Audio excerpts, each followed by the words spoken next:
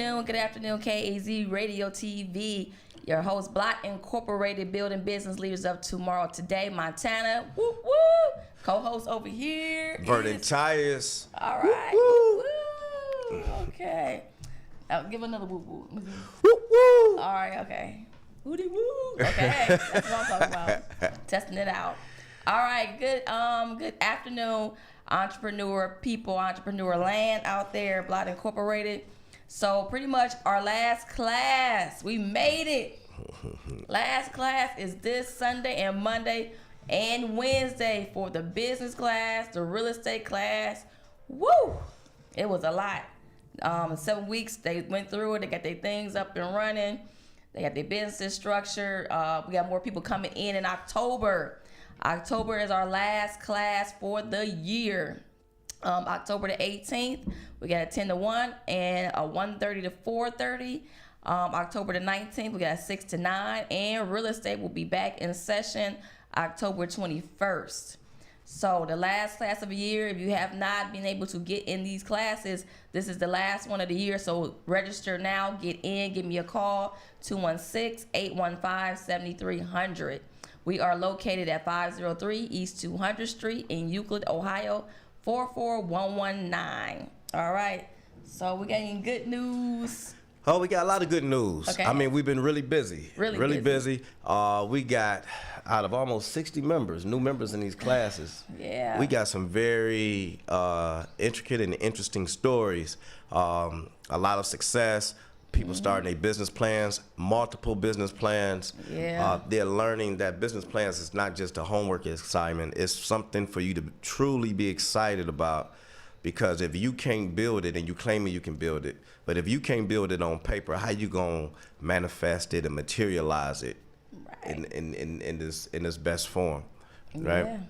So and then we got people that are actually applying for grants, previous members, and what I really want to express something to you is that a lot of these grants that's out here, they don't like the approach of some fly-by-night businesses. So your business plans has to be on point, okay? Not only do your business plans has to be on point, your books have to be on point, and you truly have to do your business. Mm-hmm. So what does that mean? It means that a lot of y'all raggedy businesses Stop it. raggedy businesses out here that y'all just want to go into business and think y'all gonna skip A all the way to Z and just go straight to Z and get them grants. It ain't happening. It ain't happening at all, because your business got to be up. So the first thing we teach in class, get your business up and running first. Now you know what you're working with. You know your numbers that you're working with. You got your business is going, growing, and everything. You got the people that you're moving and shaking with, and then everything looks good on paper. Instead of just say, okay, I got my business, I got my articles, I need a grant. All right, so they're going to look at you, okay, how long have you been in business? Only been in business for 6 months, a year. No, come back to us when you're in business a little bit longer. We'll give you a little small grant, but as far as the big grants is concerned, don't even think about it. I had one lady got her articles up. She started crying. I'm like, that's amazing. Because it's something that she has dedicated herself to. She did the investment for it, and she finally got it, and she was just crying in the office. And then I let her cry. I cried with her too, and because it was hard for me too. But she did it. She got it done. Majority of people are taking business serious now from what we're teaching in the program. Some people have gotten their businesses started by third parties, which is fine, long as the third parties did it the correct way as we teach it. And then some of people that got their businesses done right, they don't know what to do with it. They stuck because they're like, okay, what am I supposed to do? I ain't file my taxes. I ain't do this. I ain't do that. So now when you come to the program, you come to the class, we teach you all this step by step. People have insurance policies, don't know what the heck they got.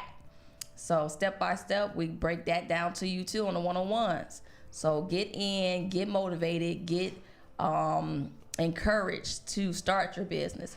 If you cannot do this last class this year, January will be our next class starting in, I think, the third week. Let me take a look. The 17th. So it'll be the 17th of January and the 18th of January. So give us a call then if you just want to start and register now for January. We can take your registrations now. Mm-hmm. Yeah. Okay. So some of you are seasoned members that's been with us for 2 years plus, and you have been making money. I've seen some success out there. Kudos to you. My hat goes off to you. I'm glad that you're out here. You're making money. Come back and represent. Come speak to the other members, the new members, and let them know exactly what steps you took when you was in the block, or as you navigate yourself through the block program. Block has helped a lot of my clients. So some of the clients that had transferred over from the GBC, fee-based financial planning piece, that come on over to block and take advantage of the business coaching, are really seeing some increase, not only in their asset value, but in their revenue. So those members that have that, remember, you have a each one teach one type of situation. So come back and offer some mentorship. A lot of you are putting together educational programs like in the trades, okay? When we talk about the artisan trades, being a plumber, being a contractor, come back and put those programs together for some of these new members, because we're getting a lot of people that's coming in that want to be developers, that want to be plumbers. Come back and give us a hand. All right? Yeah. Okay. What did we go over in the last class? Because I want to get I always want to get a public a little snippet of what we always having going on in the class, so they know that we not bull crapping with them. Bull crapping. Okay, a little snippet will be, we went over in the real estate charitable gifting for those that are nonprofits is a big benefit of knowing what charitable gifting is. And then in the business class, we went over business credit, building your business credit up. And I think that was it. So the last class, yeah. So I think what's important is this. When we start talking about nonprofits, everybody think about nonprofits either being broke or a way of just hiding some money. And we're going to debunk that right now, okay? Nonprofit is about charitable gifting, all right? Someone either giving money to you or you giving money to a different entity, all right, as a nonprofit, or both, all right? And there are about 5 different reasons why you would involve yourself in some type of some sort of charitable gifting program. And I'm gonna go through a bullet point right here and just let you know. One of the first reasons is because you have compassion for the less fortunate. See, a lot of us, we go out here and we help people with our own after-tax dollars. Right. All right. So that means that the money that you get in your pocket, the money you get from your job, you're going out and helping people without directing them to the proper resources. But if you is involved, if you feel the need of helping folks that are in need of some sort of problem that you're attracted to, you need to get involved with that charitable gifting program. Find you a nonprofit or start you a nonprofit. That way you can start writing off that money that you use to help other folks. All right? Yeah. Whether it's a religious organization, a social organization, whatever type of organization that you find yourself being close to, that's what you want to do. Number 2, they do charitable gifting from the belief that they owe something back to society. All right. There's a lot of us out here that feel like we got to give back. Even as a financial advisor, I always felt like, okay, I'm doing fee-based financial planning way out in Broadview Heights and in Brecksville and stuff like that. But what can I offer my community? Even if I can give it to my community for free, how do I put together a program that would attract them to it and I can somehow get a tax write-off? And that's how Montana helped me with putting together Blot. See, the same resource that I use in the financial planning piece goes to Blot now, and now that's a charitable gift. So find where your niche is at and give it to the people or fix a problem that you want to solve with before tax dollars. Okay, I lost my bullet points.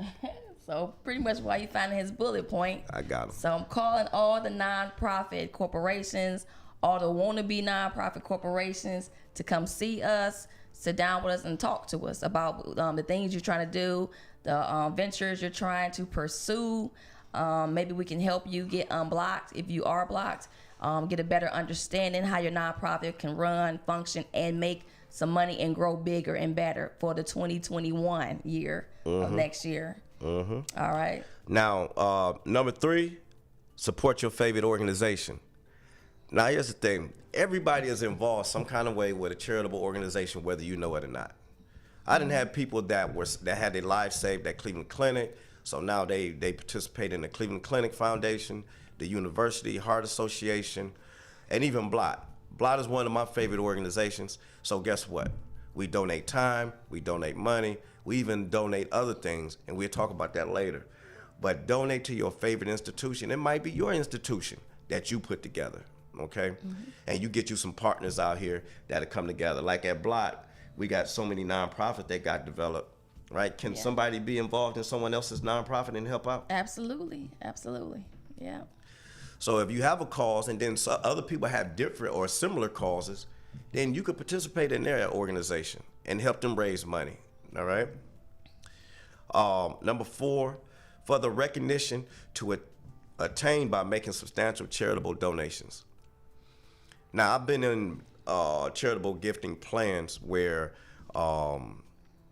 HBCUs have paintings on the wall, and then we have these charitable gifters that come in and they donate life insurance or they donate cash. And guess what happens? They wind up having a picture on the wall or something like that. How do you think that these people get these buildings named after them? Charitable gifts. You know, we downplay life insurance and aligning our assets for charitable gifting or for estate purposes, and we undermine it, we underestimate it. But really, if I accumulate all these assets, I do not want the government to take over those assets. Let me get with a charitable gifting program like my church, the Block program, or any other one that has helped my family out, and let me be a blessing to somebody else's family as they have been a blessing to my family. Right. And number 5 was the last one, and this is a biggie. The benefit that comes from a financial incentive that provides you tax-favored financial benefits. All right? So what that means is there's different assets that you can donate to a charitable or a nonprofit or 501c3 where you can actually become a benefactor of that afterwards. Okay, your family can become a benefactor. You know, I can't go into detail on the air because some people are going to take this as advice and run with it, but every situation is different for everybody else, okay? So I can't give you that advice, but the best thing I can do is give you my tennis number. Okay. And that's 216. Okay. Come on. The 815-7300. Call that number. Okay. So when we talked about charitable gifting, people don't even understand what they can give. All right. One of the churches that I deal with, I guess the pastor went to a seminary class and they talked about the charitable gifting program, and our churches in our community just don't participate in charitable gifting like some of these other organizations do. And we need that. If the church is taking care of your family some kind of way, you don't want your family to lead astray when your time is gone, right? So one of the churches got me coming over there to talk to them about a charitable gifting program where to get people to donate life insurance. Okay, when you donate life insurance to a church, you get tax write-offs. The church may even pay for it. All right. Good idea. and you get the tax write-off. The church may even pay for it, and your family get half the benefit, and the church keep half. What's wrong with that? Nothing. No, you know what they're gonna say? I don't want nobody having no stake in my death. You know what I'm saying? I don't want nobody to have a reason for me to go in the ground too early. Oh, man. See, but that ain't how other folks thinking. That's not how other folks thinking. How they think that these big endowments get huge. Right. They get huge because they're utilizing the best and biggest assets in the world. Mm-hmm. And then I'm just guessing at this. I guess they scared us from using them. Oh, they scared us. Because I don't know where y'all get this information from where life insurance is bad. Somebody told me real estate was a liability the other day. Now, where you getting your information from? And I mean, especially permanent whole life. Okay, so today we're gonna talk about the donation of life insurance. When you donate life insurance to your charitable gift, your hometown church, the church in your community to take care of your family, you get the write-off, and plus you get to uplift that organization, that church. Right. If you don't believe in the church, what you go there for? Well, if you think really outside the box on what Vernon is saying, you can also do it in your business as well. Yeah. So you can donate it to your own 501c3. Yeah. Okay. You got organizations like the Sunkissed Kids that's been around for a long time. You got all these other organizations that we never heard of that help kids, like in wrestling programs, basketball programs, football programs, that's been around for over 100 years. You got these huge organizations, and how do you think they survive? All right. Off life insurance? Off and some other assets. Okay. So real estate. Real estate. There you go. Yeah. So here it is. A lot of you got these old houses that you sitting on. You got 250 members in the church. Woo. Let me take it down. You got 50 members in the church. Okay, that's better. 50 members in the church. Okay. That's better. And you sitting on 7 houses, 3 of them boarded up. You owe taxes on some of them.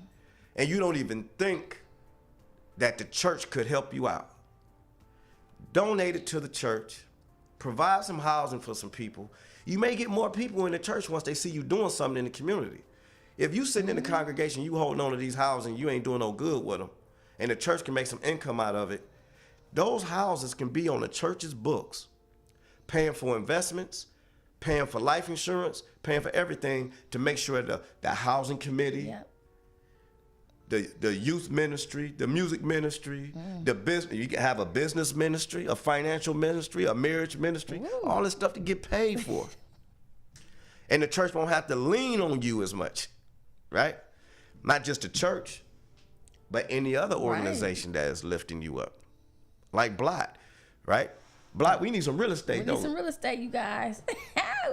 We need some real estate. So we got life members. Insurance policy to take everything. Absolutely. Except We for got animals. members that have 501c3s that people believed in their vision. We got an organization that came to Blot a year and a half ago, had a vision for putting together recording arts and music. Somebody else believed in their vision and donated a brick building, a commercial building to them. And didn't even look forward to the tax write-off. Donated the building to them and said, use that building. Don't just use it for the studio, rent it out, create some money to advance yourself. I want this building to be around for 200 years. I want this business to be around for 200 years because I like what you're doing. That's the type of mindset that our culture has to get involved in. What you think, Monty? Why you think they don't do it? What? Why do you think that they don't get involved? I want to hear you tell me why. Well, I think they don't get involved because the misunderstanding of education, of being educated and knowing how to give, because a lot of people don't know about giving to nonprofits, or they don't want somebody like for churches. People say, well, the pastor get all the money and he got these big houses and big cars and he's sitting on swole, and we all here, we struggling. My mama been here for 50 years. She always pay her tithes and offering, and the church never gave her nothing. So in that case, I say, because it's done wrong. That's what I'm thinking. It's done wrong. It's not done right. It's not being, you're not educating your congregation on the wealth, generating the wealth in the congregation. So if the pastor is getting paid and he is making a lot of money, your members should be getting paid as well, or making a lot of money, or at least got something to leave to their families. So, and I'm going to try my best not to call no names out here, but I can call some names right now. No, don't do that. But No. I think one of the reasons why we talked about why people should contribute assets to the nonprofit, but I think one of the reasons why they don't, and we need to weed that out, we need to get these misconceptions out of the way, is that, like you say, they think that the leaders of the organization is just taking all the money. All right. But I got a reason why that should be debunked. Is that the way you get that out of here is you get more involved in leadership. All right. Montana is the CEO of Block. Montana can't do nothing without running that past me first. Ain't that right? Mm-hmm. Okay. But what we need to be doing is we need to be going in and contributing and leading these organizations in the right direction. If you are part of that organization and you agree with their concepts and their missions, right? Right. So if you are, and we always say that with Block, if you're a member of Block, and a lot of you always agree with the decisions we make, all right? If you're concerned about the way things are going, our next opening, which we do have a space opening up, right? Yes. If you're concerned about the new space that's opening up, if you're concerned about us creating new chapters, get in leadership. Say, Montana, I want to talk to you. I want to help you lead this ship. Let's have a meeting, right? I got some real estate to donate, right? Right. So that's how you do these things. Yeah. So don't just be putting together a nonprofit just so you can go out there and solicit yourself and just get donations. Understand why people need to donate to you, all right? Be able to sell yourself. When you have a nonprofit, you have a unlimited checkbook.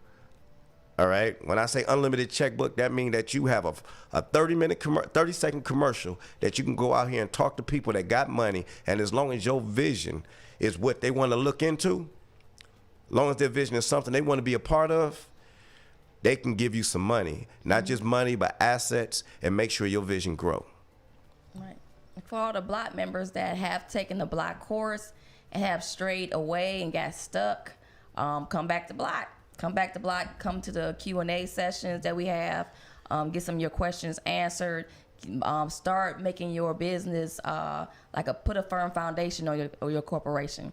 So everything that you forgot about or you learned and you just didn't remember you got 5 classes that you can always come to for one whole year, sit in the class and get refreshed on. A lot of members come back. They say, I forgot what you taught on this class, and I'm just going to come back and get a refresher. It's included in the membership. Who does that? You pay for one class, you got 5 classes that you can take in the course of one whole year. So you can keep repeating the class for 1 year until you grasp it, until you understand it, until you got your business up and running.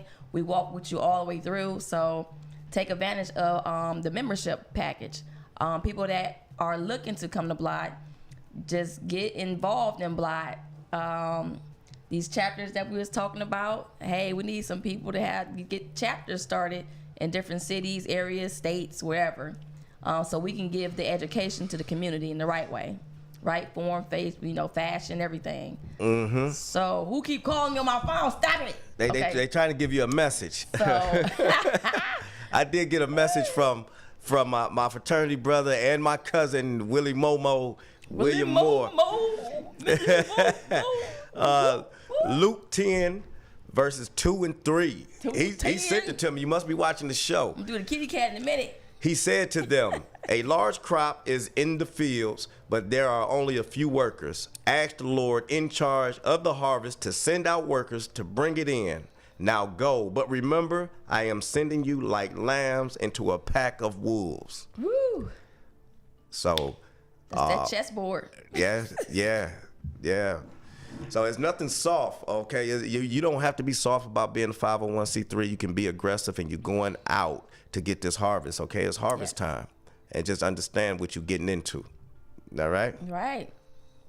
Because it's out there. Sky, a lady told me one time for the grants, she said, you know what? What most people don't understand is sky is the limit. That means you can get funding for your programs, your missions, things for your nonprofit, and it can just keep raining down on you. So sky's the limit, because ain't no limit to the sky. So no, that's right. All right, then. You're absolutely Go right. after it. You're absolutely right. You got these jackleg nonprofit. No, I'm quiet. We have the real estate class.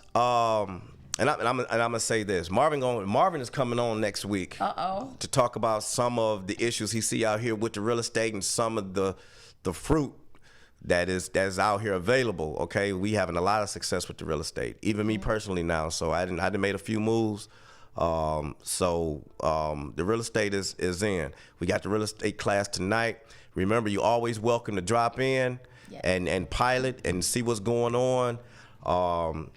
Shake hands, meet the instructors, get some free education tonight only. All right, tonight's the last night, is it, or next week? Next week. Next week, okay. So just drop in, shake hands, meet with Montana about the next class, and we should welcome you in with open arms. And then what else we got? We got our last day for the class, right? Last day. If you want to drop in on our last day of class, we're going to be doing little mocks and Q&A session. So if you have questions about your nonprofit, you have a nonprofit and it's just not doing nothing or going nowhere or making any money, drop in to Block. We can pretty much kind of help you and answer some questions that you might have about your nonprofit. Now, only thing I got a pet peeve about, can I say my pet peeve? As long as you're not abusing anybody, because you like to swing on folks. I'm not going to say no names. Okay. I'm just going to swing in the air. Okay, so I'm going to swing in the air. You guys that are former nonprofits and you are getting advice from us and you're getting encouraged by us and motivated, don't let that be a stumbling block, like a crutch to always lean on us and call us all the types of night and morning when we sleeping.